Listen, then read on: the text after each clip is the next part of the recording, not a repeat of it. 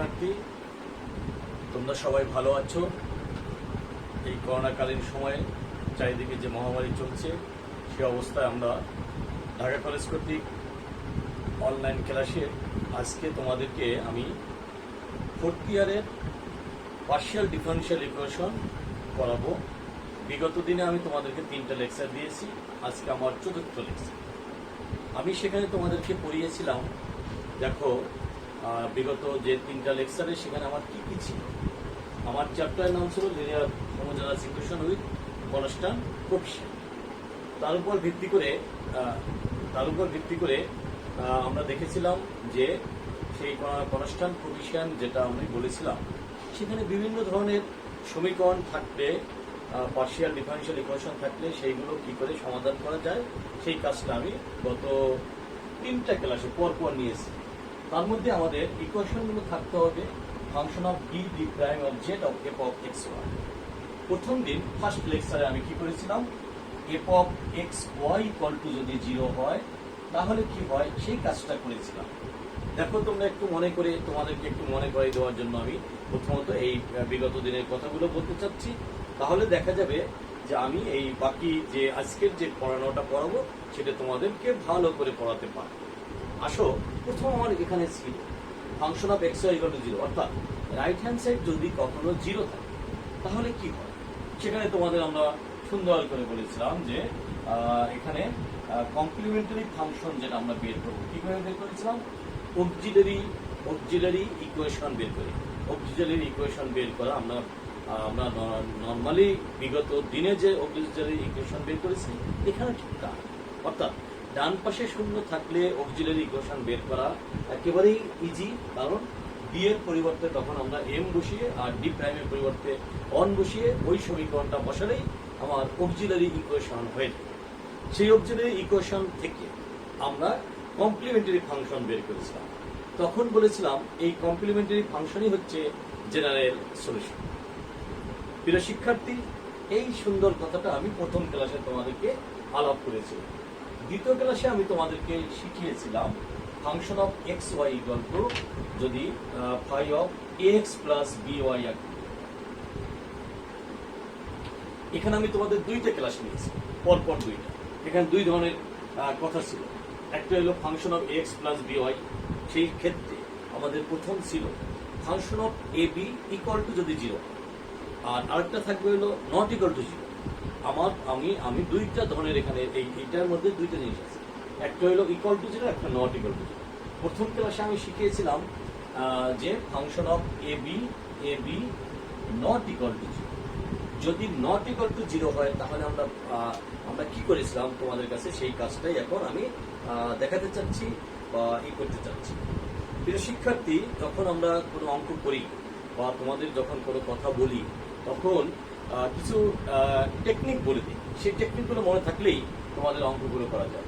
আমি যে function of A B এটাকে আমরা যদি এটাকে যদি আমরা মূল সমীকরণে বসিয়ে দেখি যে তার মান 0 হচ্ছে না। 0 না হলে আমরা কি করেছিলাম, ডাইরেক্ট এক্স এর কোফিশিয়েন্ট এবং ওয়াই এর কোফিশিয়েন্টটা ওই ফাংশনে বসিয়ে দিয়েছিলাম। তারপর আমরা কি করেছিলাম, অর্থাৎ যতবার ডেরিভেটিভ করা ছিল ততবার আমরা ইন্টিগ্রেশন করেছিলাম। সেই ইন্টিগ্রেশন করে আমি আমার অঙ্কটা সেরে নিয়েছিলাম। প্রিয় শিক্ষার্থী, এর পরের ক্লাসে আমি তোমাদেরকে বলেছিলাম, পরের ক্লাসে বলেছিলাম দেখো এই function of A B equal to 0 হবে। দেখো সেই ক্ষেত্রে আমাদের পার্টিকুলার ইন্টিগ্রাল করা আমাদের জন্য একটু কষ্ট ছিল, এবং সেখানে করেছিলাম particular integral 1 function of D D prime করে আমরা লিখেছিলাম। দেখো তোমাদের মনে আছে কিনা, এটা লিখে phi of x plus B Y লিখেছিলাম। এরপর আমরা কি করেছিলাম, ডি এর পরিবর্তে এ বসিয়েছিলাম, ডি প্রাইমের পরিবর্তে বি বসিয়ে দেখেছিলাম যদি এর মান 0 হয় তাহলে আমরা ওই অঙ্কগুলো ওভাবে করা যাবে না। তখন বলেছিলাম একটা এক্স বসাতে, তোমাদের এক্স দিয়ে গুণ করে একবার ডিফারেন্সিয়েট করতে বলেছিলাম, তার সাথে পার্শিয়াল ডিফারেন্সিয়েট কার ডি এর সাপেক্ষে। এইটা করার পরে আমরা কি করেছিলাম, সেখানে আবার পরীক্ষা করে দেখিয়েছিলাম তোমাদেরকে এ এবং বি কোথায়, ডি এর পরিবর্তে এ আর ডি প্রাইমের পরিবর্তে বি বসিয়ে তখন যদি দ্বিতীয়বারও 0 আসে তখন আমরা সেই ক্ষেত্রে লিখেছিলাম আরো একটা এক্স দিয়ে গুণ, তখন আরেকটা এক্স দিয়ে গুণ করে নিচে ডাবল ডেরিভেটিভ করেছিলাম এবং তোমাদের বলেছিলাম যতক্ষণ পর্যন্ত শূন্য আসবে ততক্ষণ পর্যন্ত তোমাকে ডেরিভেটিভ আংশিক অন্তরীকরণ করতে করতে করতে করতে সামনের দিকে এগিয়ে যেতে হবে। যখনই শূন্য আসা বাদ থাকবে তখনই তুমি তোমার মানটা বসাতে পারো। এই ছিল আমাদের, আমি গত 3টা ক্লাসে তোমাদের 3 ধরনের অঙ্ক করেছিলাম এবং তোমরা সেই অঙ্কগুলো খুব আশা করি ইতিমধ্যে বাসায় বসে প্র্যাকটিস করে অনেকটা এগিয়ে গিয়েছে। এবং এই পার্শিয়াল ডিফারেনশিয়াল ইকুয়েশন খুবই সহজ একটা সাবজেক্ট, কারণ এইটা যত সহজে ম্যাথমেটিক্যাল টার্ম, এখানে তেমন একটা থিওরি কখনো পরীক্ষায় আসে না। এই ম্যাথমেটিক্যাল টার্মগুলো তোমরা যদি একটু মনোযোগ সহকারে দেখো তাহলে একেবারেই ফুল মার্কস এটাই পেতে পারো। তাহলে প্রিয় শিক্ষার্থী, আজকের জন্য আমার যে ক্লাসটা সেটা আমি তোমাদেরকে উপস্থাপন করতে চাচ্ছি। দেখো, আজকের আমার ক্লাসে থাকবে যেটা, সেটা একটু দেখো। আমি বলেছিলাম যে পার্শিয়াল ডিফারেনশিয়াল ইকুয়েশন দেওয়া থাকবে, লেফট হ্যান্ড সাইডে তোমার ইকুয়েশন দেওয়া থাকবে, রাইট হ্যান্ড সাইডে বিভিন্ন রকম অবস্থা থাকবে। আমি প্রথম যেখানে বলেছিলাম যে রাইট হ্যান্ড সাইড হলো 0, তারপরে বলেছিলাম phi of x plus b y আকৃতির, এক্স প্লাস বিওয়াই আকৃতির আবার 2 ধরনের কথা ছিল, f of a b equal to 0, আবার F of a b not equal to 0। আজকে আমি করতে চাচ্ছি e to the power x plus b y. যদি function of x Y equal to, যদি এরকম থাকে function of x Y equal to e to the power x plus b y আকৃতির থাকে, তাহলে আমরা কি করতে পারি সেই কাজটাই হচ্ছে তোমাদেরকে আমি আজকে দেখানোর জন্য আসছি। প্রিয় শিক্ষার্থী, এই সুন্দর কথাগুলো তোমরা একটু ভালো মনোযোগ সহকারে দেখো। আমার এই ক্ষেত্রে একটু তাকিয়ে দেখো যে function of x equal to x E to the power x plus by, এইটা হলে পার্টিকুলার ইন্টিগ্রাল কিভাবে করতে হয়। আমার সেই সময় পার্টিকুলার ইন্টিগ্রাল করাটাই হচ্ছে আমাদের মুখ্য বিষয়।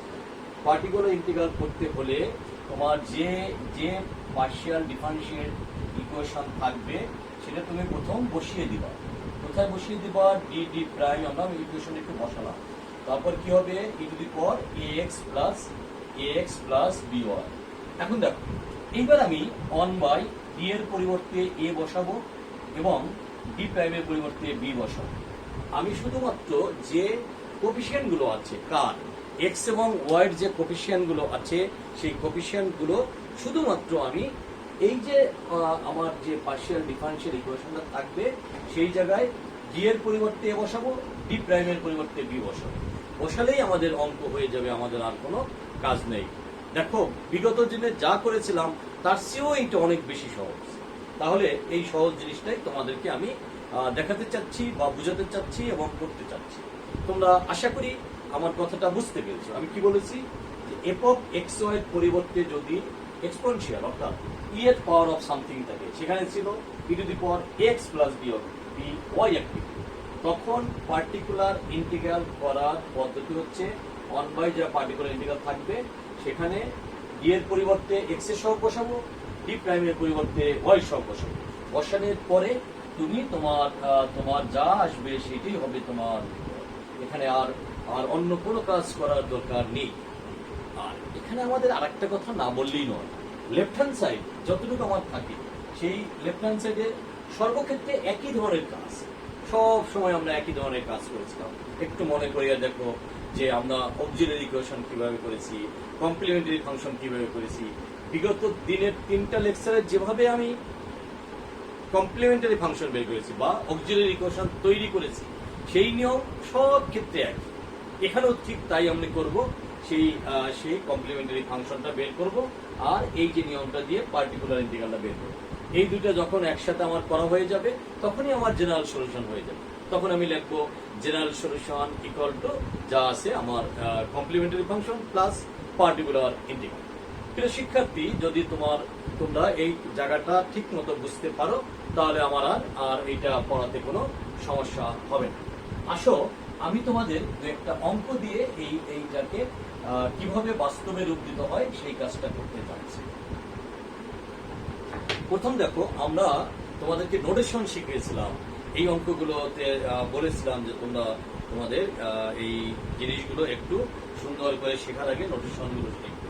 এটা কিন্তু সব সময় লাগবে, কারণ যখন দ্বিঘাত সমীকরণ দ্বিঘাত অর্থাৎ অর্ডার 2 থাকে পার্শিয়াল ডিফারেনশিয়াল ইকুয়েশনে, সেই পর্যন্ত আমরা নোটেশনগুলো ব্যবহার করেছিলাম।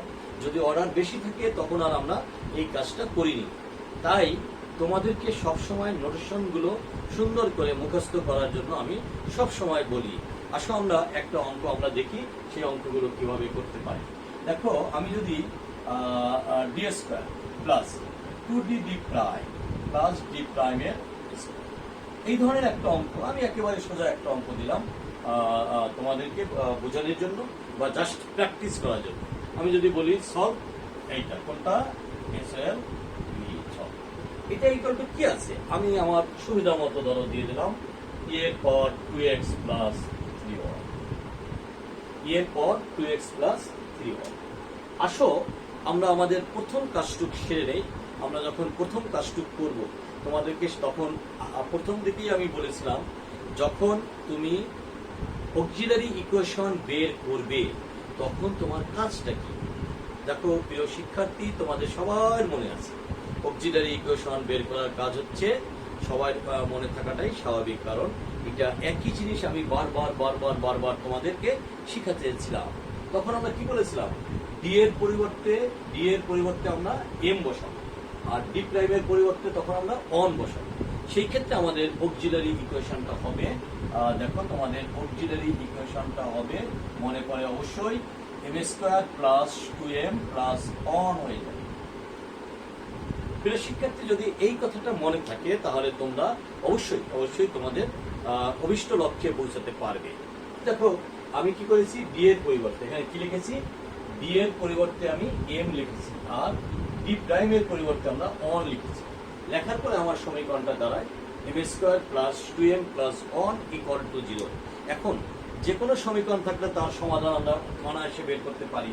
দেখো এখানে তোমার সমীকরণটা আসছে m plus one whole square equal to 0, তাহলে m এর মান আসছে 2টা। তাহলে আমার কমপ্লিমেন্টারি ফাংশন বের করা একেবারে ইজি হয়ে গেল, কারণ মান যেহেতু 2টা চলে আসছে, এই 2টা মান দিয়ে আবার দেখা যাচ্ছে মানটা রিপিটেশন আসছে।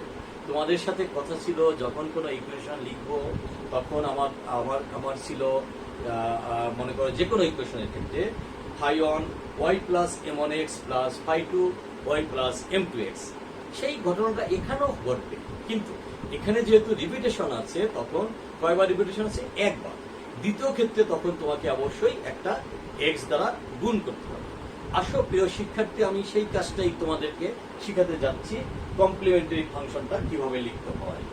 এই লেখা এবং আগে লেখার মধ্যে কোনো পার্থক্য নেই। কমপ্লিমেন্টারি ফাংশন সব ক্ষেত্রে একইভাবে লিখতে হবে।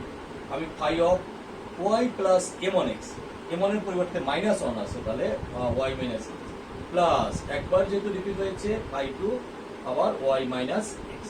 প্রিয় শিক্ষার্থী, দেখো আমার কমপ্লিমেন্টারি ফাংশন এখানে কিন্তু আমাদের কোনো কাজ নেই, একেবারেই নর্মাল যা আমরা এর আগে বলেছি এখনো কিন্তু তাই বললাম, আমরা কিন্তু কোনো কিছু পাল্টাইনি। তার মানে কমপ্লিমেন্টারি ফাংশন, তাহলে তোমরা একটা কথা মনে রাখবা যে অর্ডিনারি ডিফারেনশিয়াল ইকুয়েশনে যখন সেকেন্ড ইয়ারে যেভাবে করে আসছো, ফোর্থ ইয়ারের পার্শিয়ালের অনেকটা একই রকম ভাবেই করতে হবে, অনেকটা একই রকম ভাবেই তোমার এই কাজটা বের করতে হবে। সেই কাজটা যখন তোমার হয়ে যাবে তখন তুমি যা কিছু পরিবর্তন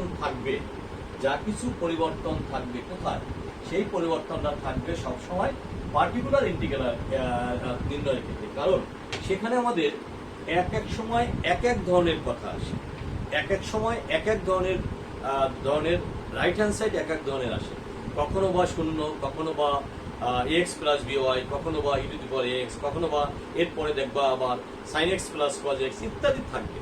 যখন যেমন থাকবে তখন তেমন পার্টিকুলার ইন্টিগ্রাল করতে হবে, এইটা তোমাদের যেন মনে থাকে।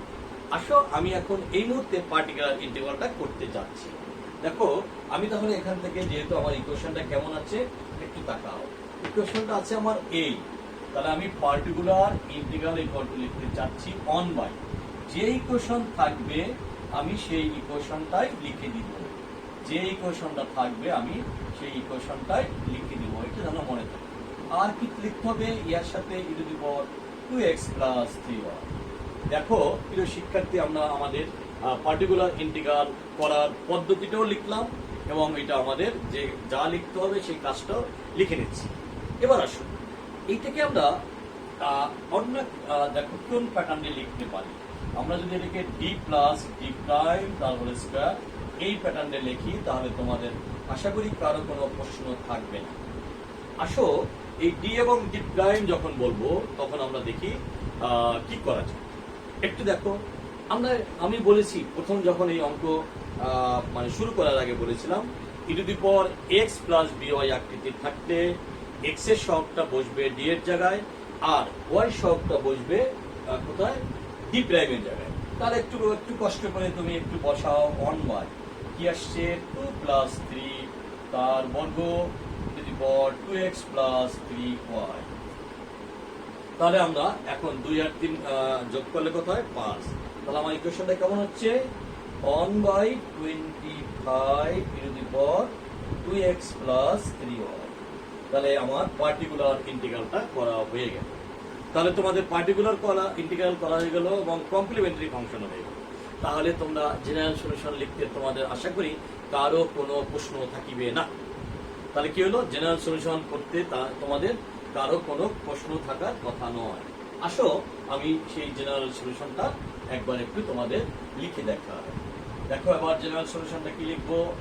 জেনারেল সলিউশন আর জেডি কি হবে ইকুয়াল টু কি লিখবো complementary function plus particular integral. Complimentary function plus particular integral. এই কমপ্লিমেন্টারি ফাংশনটা একটু মনে করে দেখো আমরা কি লিখেছিলাম। আমরা লিখেছিলাম phi1 y minus x plus x phi2 y minus x আর এখানে আসছে 1/25 plus 3y। তাহলে কি তোমাদের কারো কোনো বুঝতে কোনো সমস্যা হলো? প্রিয় শিক্ষার্থী আশা করি তোমাদের কারো কোনো বোঝার জন্য কোনো সমস্যা এখানে থাকার কথা নয়, কারণ আগের অঙ্কের চেয়ে এই অঙ্ক আরো বেশি সহজ হয়ে গেল। আগে যেমন অনেক কিছু করতে হয়েছে বাকি দুইটা লেকচারে দেখেছো, প্রথমটা বাদে দ্বিতীয় এবং তৃতীয়টার বেলায় আমরা ইন্টিগ্রেশন করেছি, এরপরে আবার একবার পার্শিয়াল ডিফারেন্সিয়েশন করেছি, শূন্য হলো কিনা পরীক্ষা করে দেখেছি, আবার পুনরায় পার্শিয়াল ডিফারেন্সিয়েশন করেছি। অর্থাৎ অনেকগুলো ধাপ সেখানে ছিল, কিন্তু এই অঙ্কের জন্য আমার কোনো ধাপ এখানে নেই। তাই আমাদের জন্য ব্যাপারটা অনেক সহজ হয়ে গেল। প্রিয় শিক্ষার্থী তাহলে তুমি এই ধরনের অঙ্ক যদি থাকে, অর্থাৎ যার অর্ডার 2 থাকে, সেই অর্ডার 2 জাতীয় কোনো অঙ্ক যদি থাকে এবং রাইট হ্যান্ড সাইড যদি e⁻x প্লাস by আকৃতি থাকে, তাহলে তোমরা সবাই এই অঙ্কগুলো করে নিতে পারবে। আসো এবার আমি আরেকটা অঙ্ক করে দেখাবো। সেই অঙ্কটা হচ্ছে এখন আমি যেখানে অর্ডার 2 বলেছিলাম আমি এবার অর্ডার 3 বলবো।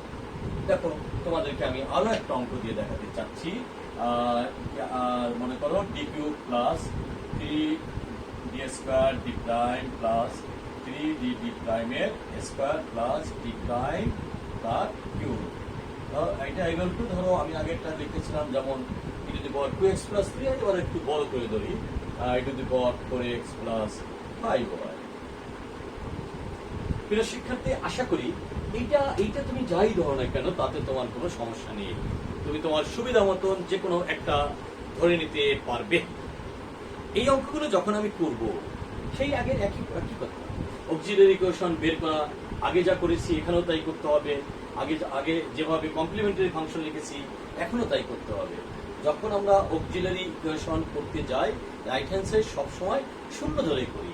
সেই ক্ষেত্রে আমরা এখানেও আগে যেমন করেছিলাম d = m এবং d প্রাইম = অন বসাবো, এই দুইটা কথা তোমাদেরকে বলে দিয়েছি। তাহলে অক্সিলারি ইকুয়েশনের ক্ষেত্রে তোমার আসবে m³ plus 3m² plus 3m plus on = 0। দেখো কত সহজ হয়ে গেল। তাহলে আমরা এখানে যা আছে এখানে বলতে পারি a প্লাস b হোল কিউবের সূত্র, তার মানে m plus one whole cube = 0। তাহলে তুমি দেখো তোমার অঙ্কটার উত্তর কত সুন্দর হয়ে গেল। m = তাহলে আসছে -1 অর্থাৎ 3টা -1 আসছে। তাহলে তোমাদের জন্য কমপ্লিমেন্টারি ফাংশন লেখা একেবারেই ইজি হয়ে গেল। কি হয়ে গেল দেখো প্রিয় শিক্ষার্থী, তাহলে আমরা আমরা কি লিখবো? কমপ্লিমেন্টারি ফাংশন প্রথম ফাই অন কি Y plus M one X, M one এর পরিবর্তে কত আছে? অন, তাহলে আমরা এক্স লিখব। একবার রিপিটেশন আছে X phi two Y minus X, আরেকবার রিপিটেশন আছে তাহলে X square phi three Y minus. কত সুন্দর করে তুমি তোমার কমপ্লিমেন্টারি ফাংশনটা নির্ণয় করতে পারবে। এই প্রশ্নমালার এর চেয়ে কঠিন অঙ্ক কিন্তু একটাও নেই, এবং সব অঙ্ক হয় অর্ডার 2 থাকবে, না হলে অর্ডার 3 থাকবে। আমি অর্ডার 2 দিয়ে একটা করেছি, এবার একটা অর্ডার 3 দিয়ে করেছি। আসো এখন আমাদের শুধু আর একটু ছোট্ট কাজ আছে, তাহলে এই অঙ্কগুলো হয়ে যাবে। সেই কাজটা হচ্ছে সবসময় আমাদের পার্টিকুলার ইন্টিগ্রাল, তাই আমাদের আসল এক এক সময় এক এক ধরনের হয়।